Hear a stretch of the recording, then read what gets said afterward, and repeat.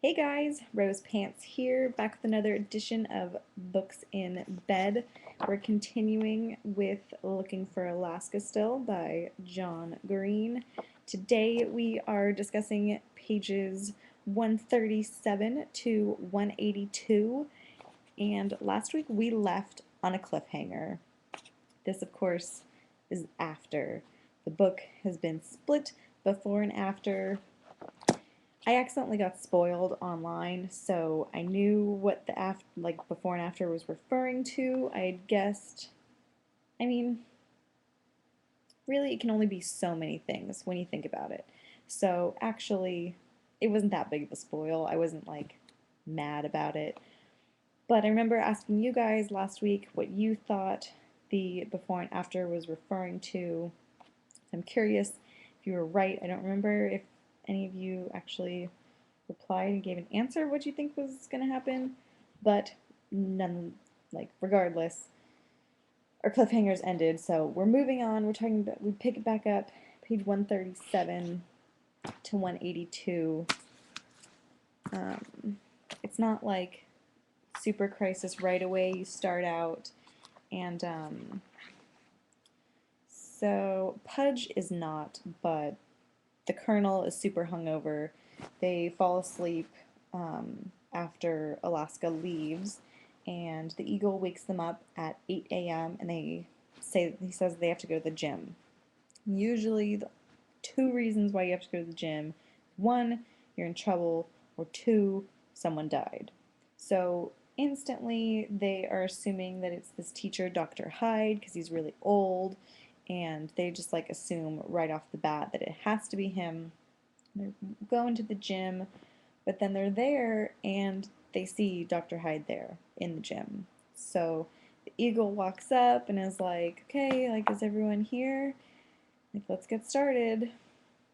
Pudge freaks out. He's like, Alaska's not here. And it's confirmed. Alaska has died. John Green killed her. It wasn't a car accident, it was John Green. It's all his fault. Um, you can like see in my notes, Alaska is dead. I was like all caps, multiple explanation points. Huge moment in this book. Oh my god, she's dead. Find out it's obviously a car accident, but it seems kind of mysterious. We don't know all the details. Like, obviously, she was really drunk, so you kind of assume right off the bat that it's just like drunk driving accident and that's it. But there could be something more. There's my forethought. We're gonna discuss something more. Like, it obviously does turn into something more. So obviously, right off the bat, they're in the gym. Pudge finds this out, and he takes it pretty fucking hard, obviously, because it was just like a few hours before they were making out, and he had all his dreams come true. It was amazing. He's like all about Alaska again. He's all in love with her, and now she's dead. So, ugh. Um, yeah, takes it pretty hard. He ends up throwing up, like runs out of the gym. And then it's really sad. He like convinces himself that it's not real and that Alaska is just playing a prank and that she's not really dead. She's just like hiding out somewhere because she's really good at pranks. And he like even tries to go and talk to the Eagle about it, and it was like, no, like she could totally pull something like this off. And poor Pudge, so sad. His dreams have just been crushed, like crumbled, decimated. So sad. Oh my god. I was like in the car when I was writing this, I can't even read my handwriting. Oh god, super sad moment. It's like page 142 if you're following along at home. He has this super sad realization that he doesn't know and is probably never ever going to, not probably, he's not. Like there's no way for him to know. He's never going to know Alaska's last words. And as we know, that's like Pudge's number one like kitschy thing that he does. He memorizes people's last words, and he's not gonna know Alaska's. And I feel like that kind of hits him a lot harder than a lot of other stuff, because I don't know. When someone dies and it's like a friend or family, it's those little personal things that hurt way, way more later than like the actual death itself. It's like the little things afterwards that you realize. So for him, that moment was not knowing her last words. Let me see if there's a quote that I wanted to know. Okay, so he's like he has this paragraph where he's like going through people's last words in his mind, and how they vary and they're different. It's like even in some crazy situations where people die in car accidents, like we still know their last words. So like makes it even worse kind of because Pudge just feels worse that he's never going to know her last words. Says even car accident victims sometimes have time for last words. Princess Diana said, "Oh God, what's happened?" Movie star James Dean said, "They've got to see us," just before slamming his Porsche into another car. I know so many last words, but I will never know hers. So that was just a very touching moment for me. I felt like really, really bad for Pudge at that moment when it's like he'd been flip flopping with his feelings for Alaska for so long, knew that he really liked her. He finally had that like fleeting, loving moment. They're making out. And she says, "To be continued." And now it's never ever going to be continued. So super fucking sad for Pudge. I feel so bad. Um, so he's just like in a real low spot. He even calls his parents, which is kind of shocking because, he doesn't really have a lot, not in common with his parents, but just like in general, like they're not friends, they're parents for sure. So for him to like reach out to them really shows what like mental state he's in. It's kind of unfortunate. He just didn't even really need to talk to them in specific. He just needed them to be there and to answer the phone. Of course, they were. There's parents, and that's what they're going to do. But it was just sad, again, because, I mean, Pudge is our main character. So you feel for your main character. We're most attached to him, and you don't want bad things to happen to him. You don't want him to be hurting. So for me, like seeing Pudge hurt like this, I hate it. It's not fun. Um, so even more than Pudge is broken up by this, the Colonel takes it really, really harshly. Um, I'm curious, like people in the live chat and then later in YouTube, leave comments down below. Have you ever lost a friend? Like not necessarily in a situation like this, like car accident, but just losing a friend in general, like way, way too young, obviously. Like Alaska is just like 16, 17 or whatnot. She dies in this horrible car accident. So, I don't know, like, can you guys relate to how Pudge and the Colonel, like, react to all of this? Because it's different for me. I've never actually experienced a close friend dying. It's only been family. So I feel like it's different. It's not the same, for sure. But again, the Colonel is really fucking broke up about it, and he has memorized every single or no, is that later? Okay, so it's different. So Pudge is super broken up about it. He like needs to get his mind off of Alaska somehow. So he memorizes every capital. And Pudge, it's funny, he's like, "Oh, like all the states in the United States?" And he's like, "No, that was fifth grade." Like he knows every single capital of every country. So then of course Pudge tests him out with Uzbekistan or something like that, and then of course he knows. Um, he tries to smoke, but then just like can't even get himself to do that. They go in the bathroom and turn the shower on and everything. But Colonel is just like not himself at all. So he just like bails, he leaves, he goes out on a walk, and he's gone for a little while. So while the Colonel is MIA and just like leaves for a little while, Pudge has this interesting. Let's see, it's one page 46. I can't remember. It's like an internal. I hate when I pronounce words all funky like that. Internal. I remember if it's an internal dialogue, if he's actually talking to someone. But they're talking. Okay, is internal, external. It's kind of a mixture of both.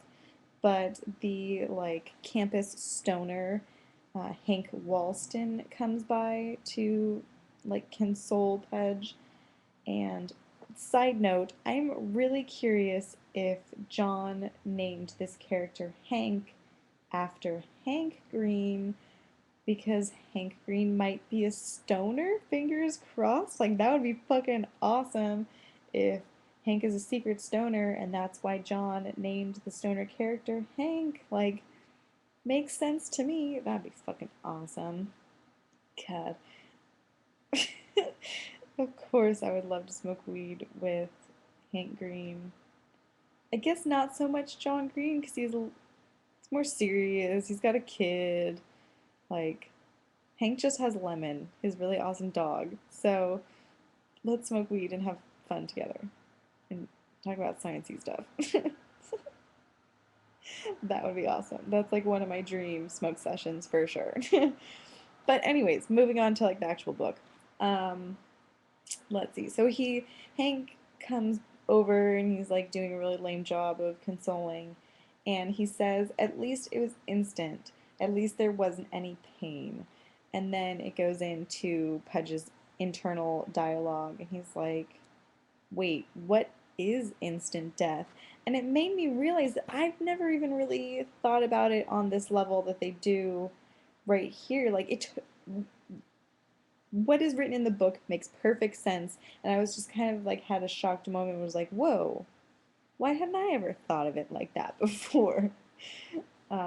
So again, one of those like awesome reading moments where you're like, yes, like this is why I like reading, because you learn cool shit, or you realize cool shit, or interesting, I don't know, it just makes you think and use your brain for a higher purpose, which I'm a fan of.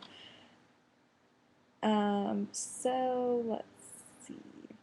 I knew he was only trying to help, but he didn't get it. There was a pain, a dull, endless pain in my gut that wouldn't go away, even if I knelt on the stingingly frozen tile of the bathroom dry heaving. And what is an instant death, anyways? How long is an instant? Is it 1 second?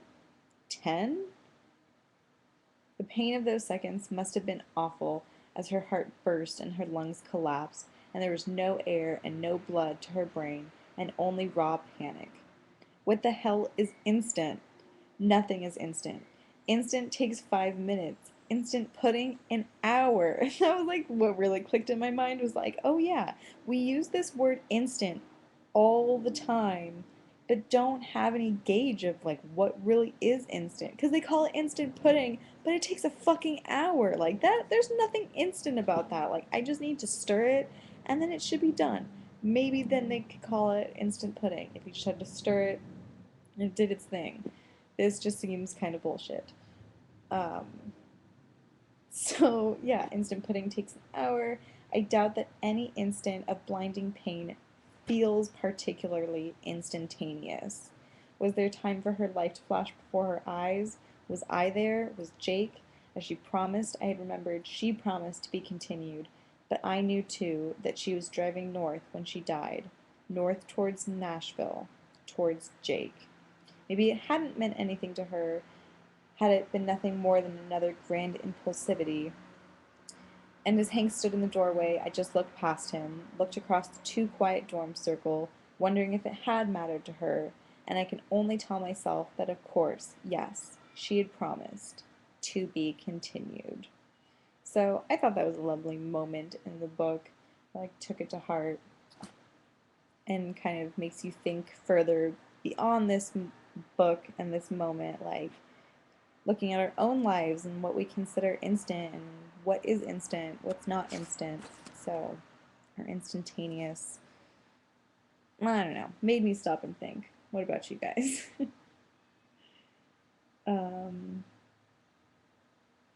Let's see. Page 147 to 148, if you want to look at it in the book, Pudge has a really awful, like, Alaska dream slash nightmare. I would definitely consider it more of a nightmare than a dream. Let's go to the page. I don't think there's anything that I want to, like, read from it, because it's kind of just fucking sad. What did I say? Oh, yeah.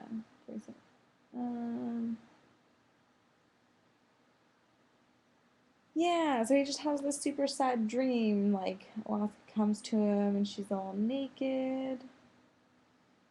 And then her head splits in half, and pink gray sludge oozes from the fracture in her skull and drips down onto his face. And she stinks of formaldehyde and rotting meat. He gags and pushed her off, and he's terrified. Like, that. Yeah, that's not a dream. That's a fucking nightmare. Oh my god. I cannot even imagine, like, it's hard enough to deal with death in general, but then to have fucking dream nightmares like that would just, it's haunting and it's gonna stick with you. Oh god, it's like another moment where you just like really feel for Pudge. It's like he's really beating himself up over all of this. Obviously, it's affecting him this much. He's having crazy dreams. But then finally the colonel comes back. He'd been gone for 45 hours and he just walked and walked and walked and walked. And then when he got too cold, he turned around and walked back and ended up being, it was like 40 something miles. So he ended up doing like 80 something miles total. It's insane. Like, I mean, I get it because you just need to like turn your brain off. There's really no way for us to turn our brains off besides sleeping, but then sleeping, of course, we just learned you're gonna have those fucked up dreams, and the colonel even mentions, like, he can't sleep. Like, his dreams are worse. So he just stayed up for those fucking 45 hours and just walked and walked and walked.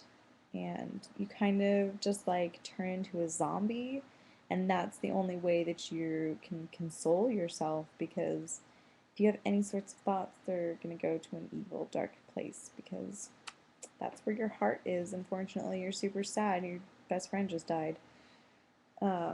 So we find out that he was gone, and then he had already like made that huge step, and he memorized all of the capitals.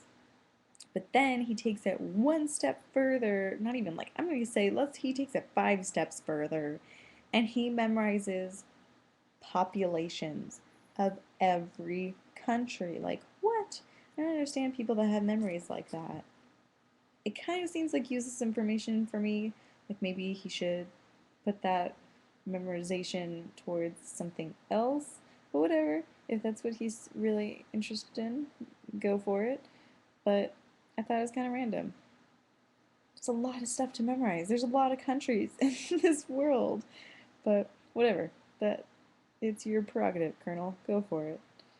Um, so the Colonel's back, memorized all those populations for some reason, and then unfortunately we get to the scene where it's Alaska's funeral, and um, it's like a sad, awkward funeral. It's not an open casket, and Pudge really wanted it to be an open casket so he could like see her one last time. So again, like super sad moment. The eagle comes and he asks the colonel if he was the one that set off the firecrackers, and of course he doesn't rat because it's the colonel, but regardless, he kind of questions them.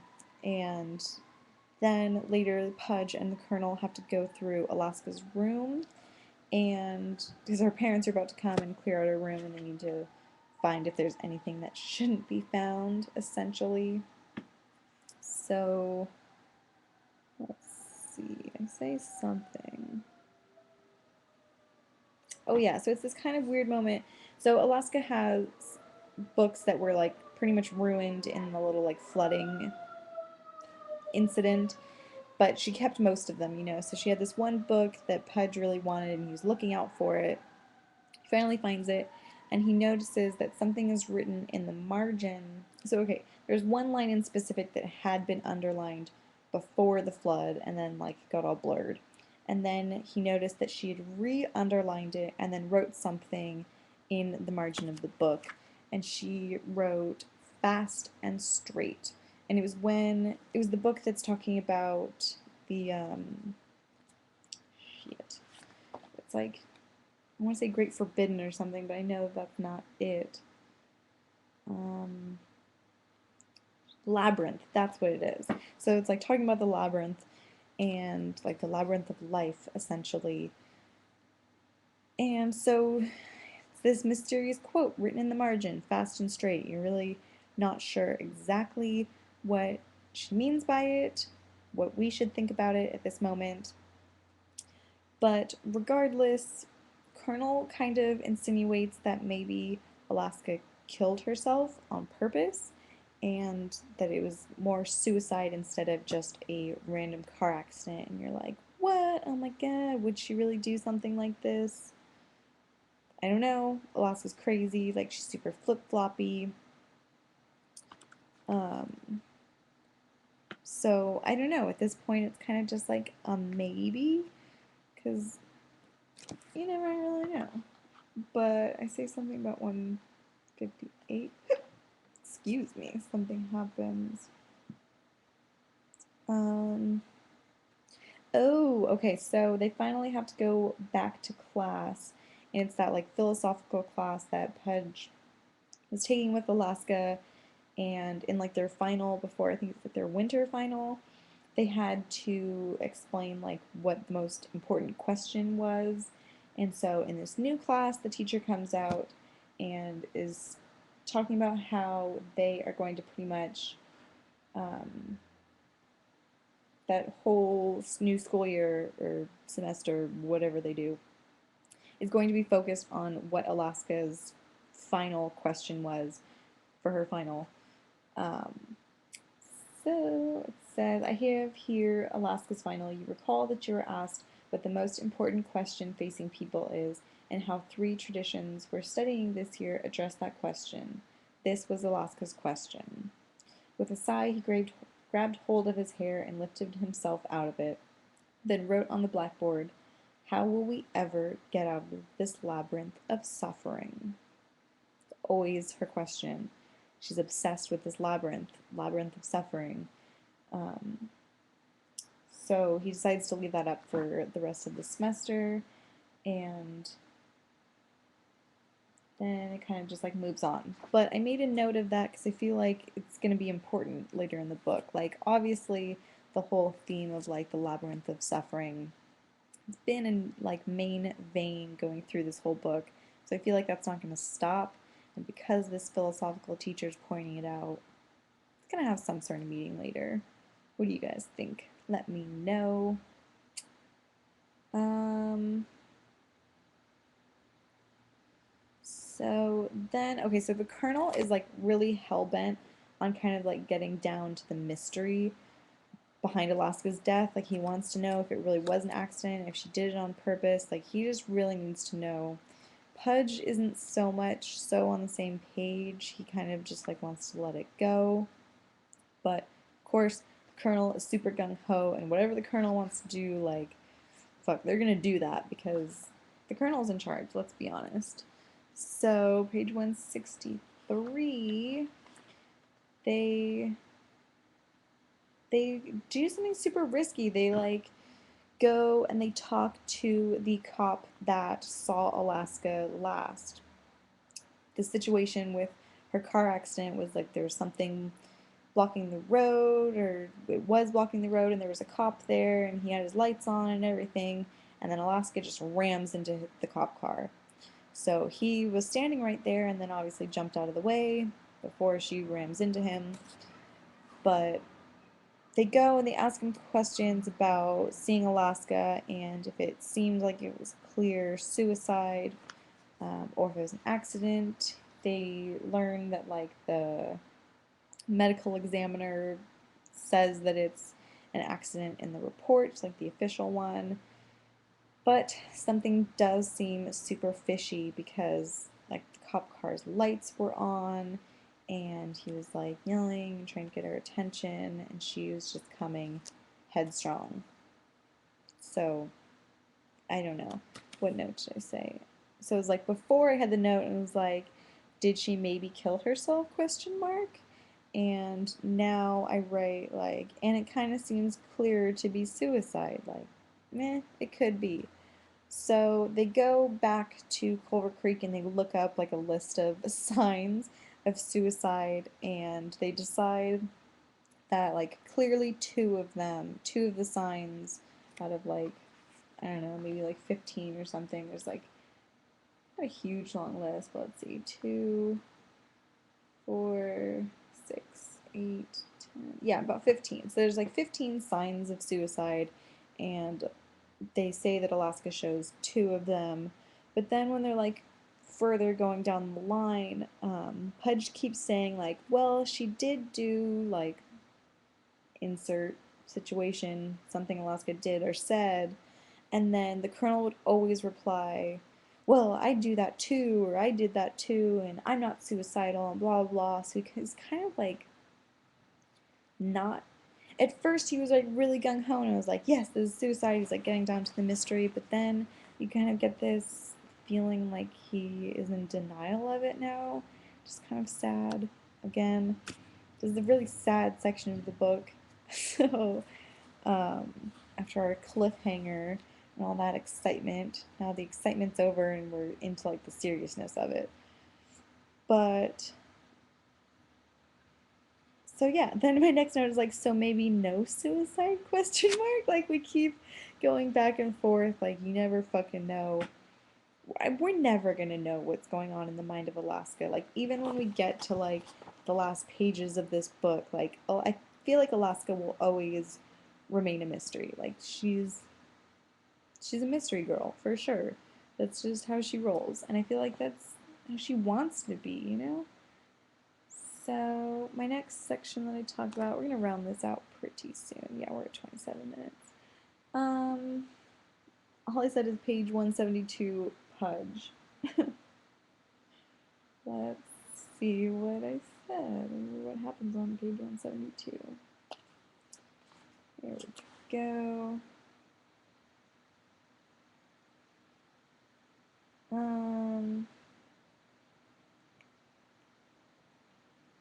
Oh, he's like talking about the great perhaps, and he's having all this sad moment. I don't know exactly what I wanted to pull out off this page. Really, I'm just seeing more sadness, and he's like remembering moments that he had with Alaska and like all of the things that she taught him. Um, and so he's like wondering if he is just going to have Alaska stuck in his mind for the rest of his life. She's just always going to be stuck there, or if he's going to like forget a little bit of her every day for the rest of his life, and then she'll like slowly fade. So, I mean, obviously, personally, having dealt with death, they don't ever leave you. And it's hard to say. Like, I kind of disagree with the whole, like, little by little, they kind of go away. Like, they say time heals all wounds, and there's something to that, I guess, but at the same time, they're never going to leave you, you know? Like, you're going to be with them forever, but they're going to be with you forever. I don't know. You have your soul's connection still. Like, that doesn't go away. But how we end this section, the last thing, I guess it kind of like, this book has kind of been a little bit of a roller coaster with like the ups and downs emotionally and like the journey of this book. And so now we kind of are starting to go back up after like the big crash of Alaska dying and dealing with Pudge being all sad. The colonel gets this idea to steal the Eagle's breathalyzer, and at first you have no idea what the fuck he wants this breathalyzer for. And so one of the things that he found out from the cop when they were like undercover talking to him was they found out that her blood alcohol was 0.24, which if you don't know anything about blood alcohol contents, that's huge. Like she was shit-faced drunk. Like how is she even conscious? Like how did she not just like throw up and pass out drunk? How was she behind the wheel driving drunk? Because the legal limit is 0.08 and she was 0.24. So you're like, holy shit, Alaska. Oh my god. And so Colonel kind of has that same thought and is like, needs to get that drunk to see her like mental state and kind of like put himself in her shoes. And so they actually get away with it. Pudge goes and distracts the eagle, and Colonel goes in. He steals the breathalyzer, and they get some booze from Takumi, or yeah, they like take his vodka and get super drunk. They almost get caught by the eagle because it's like 1 in the morning and they have their light on, and so the eagle comes in. But Pudge is like, he's learning. Like, I love his journey in like being social and like actually having real friends, because in the beginning of this book he doesn't have any friends. So now like he's becoming a more social being, and he like recovers this moment fucking perfectly. It's super epic. He covers it by having the colonel like pretend that he's crying over Alaska and they're having a really hard time. So the eagle's like, oh, hush hush, blah blah, like go to bed. And then of course they continue drinking. Colonel seems like super shit faced already, but he's only 0.16, so he's only 3/4. Like, you're 2/3 of the way there, I said encouragingly. Yeah, but I'm like 3/4 of the way to puking. So he's just like drinking and drinking. He finally hits 0.24 and says, thank you, Jesus. This is awful. This is not fun drunk.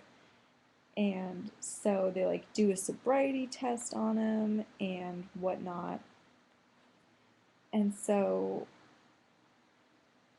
they're just trying to figure out what Alaska could be thinking in this moment when she's this shit-faced, now that the colonel is the same amount of shit-faced. And so Pudge is not drunk. He's like the sober safetyness of this experiment. And so he's asking him some questions, and he said, I'm spinning. Apparently, could you drive like this? Oh god, no. No, no. She was really drunk, huh? Yeah. We're really stupid. Yeah. I'm spinning, but no. No cop car. I can see, so there's your evidence. Maybe she fell asleep. I feel awfully sleepy. Like, that's her quote. She always says that. We'll find out, I said, trying to play the role that the colonel had always played for me. Not tonight, he answered. Tonight we're going to throw up a little, and then we're going to sleep through our hangover. Don't forget about Latin. Right, fucking Latin. Of course, Latin, that was like the colonel slash Pud's excuse with the colonel of why the colonel is so broken up and he's like failing his Latin class or whatever. So that ends us on page 182. Not necessarily a cliffhanger, but that's where we're going to end it for today. And then next week we're going to round out the rest of the book. We're going to finish it. Let me see exactly what it is. So it's continuing on that page 182 and then finishing the book page 221. So as always, thank you guys so much for joining me. Books in Bed, of course, has been Looking for Alaska by John Green.